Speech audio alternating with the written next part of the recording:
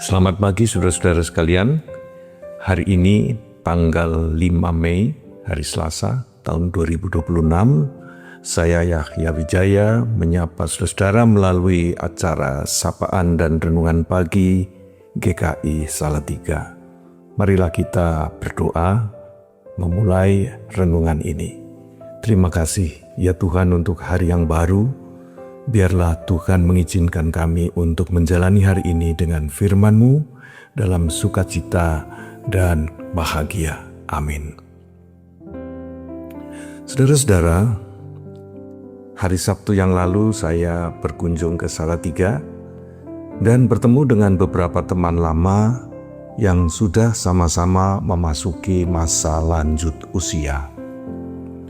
Seperti lazimnya kalau orang-orang tua ketemu, topik pembicaraan tidak jauh-jauh dari soal kesehatan. Kami yang pada waktu muda dulu relatif sehat, sekarang rata-rata punya keluhan tentang kesehatan. Ada yang kakinya tidak lagi kuat dan sering harus dibantu dengan tongkat untuk berjalan.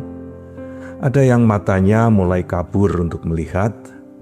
Ada yang punggungnya sering terasa nyeri.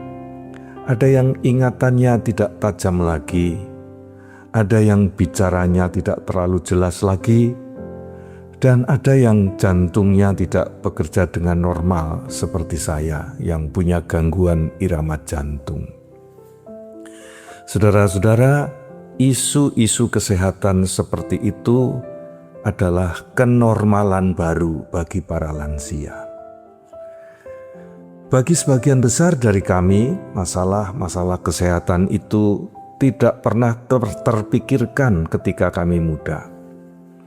Orang muda punya harapan, cita-cita, rencana, dan ambisi yang seringkali dikejar dengan segala energi yang dimiliki. Waktu dan perhatian orang muda seringkali habis untuk upaya-upaya mengejar nama harum dan kemapanan.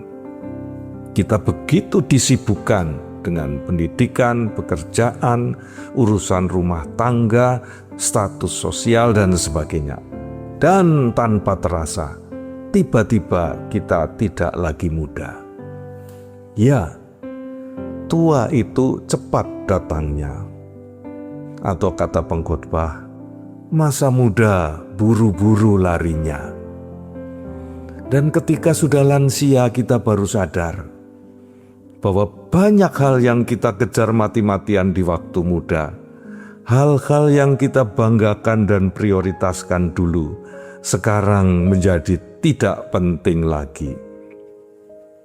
Saudara-saudara, penulis kitab Pengkhotbah adalah seorang lansia yang sewaktu muda pernah mengalami segala bentuk kenikmatan hidup, kekayaan, kedudukan, nama harum, seks, kekuasaan, dan keagungan yang sukar dicari tandingannya. Namun di masa tuanya, ia menyimpulkan bahwa segala sesuatu itu yang dulu sangat penting bagi dia, yang dulu merupakan prioritas itu, ternyata adalah sia-sia. Dan tidak ada yang lebih baik, kata pengkhotbah, daripada menikmati yang ada. Di pasal 12 ayat 1 sampai dengan 8, si pengkhotbah tua itu memberi nasihat kepada orang-orang muda. Begini dikatakannya, ingatlah akan penciptamu pada masa mudamu, sebelum tiba hari-hari yang malang dan mendekat tahun-tahun yang kau katakan tak ada kesenangan bagiku di dalamnya.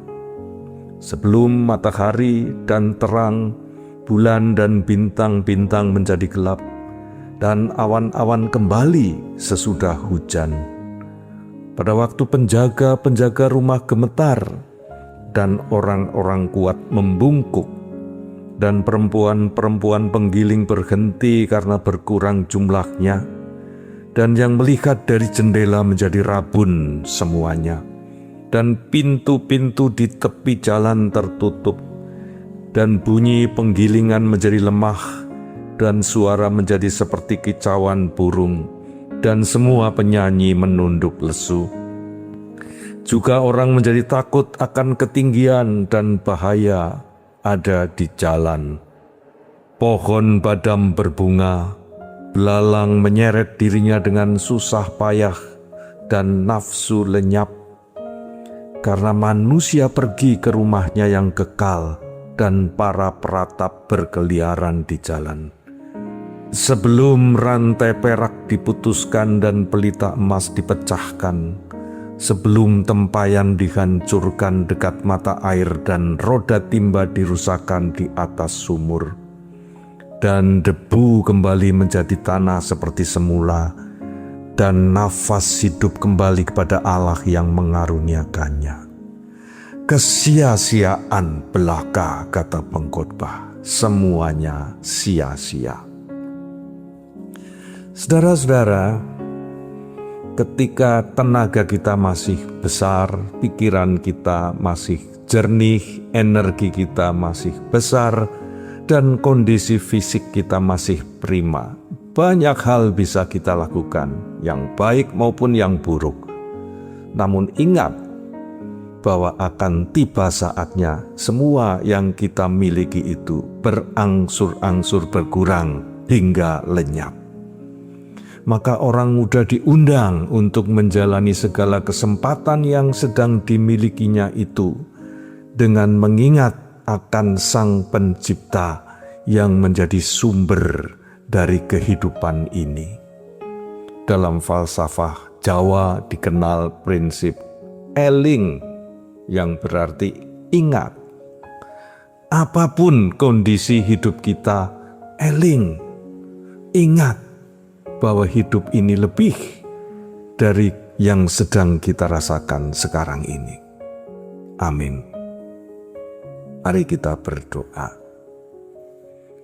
Ya Tuhan, kami berdoa untuk para lansia, terutama mereka yang sedang sakit, mereka yang cemas, yang kesepian, yang mengalami ketakutan.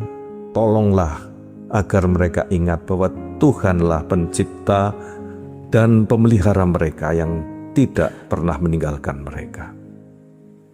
Kami juga berdoa untuk orang-orang muda yang sedang sibuk mengejar target, banyak rencana, mengejar cita-cita. Biarlah mereka juga dapat menikmati masa muda mereka dengan bahagia. Dan biarlah kiranya kami semua menjalani hidup kami dengan segala kondisi yang ada pada kami ini dengan tetap eling bahwa Engkaulah sumber kehidupan kami. Amin.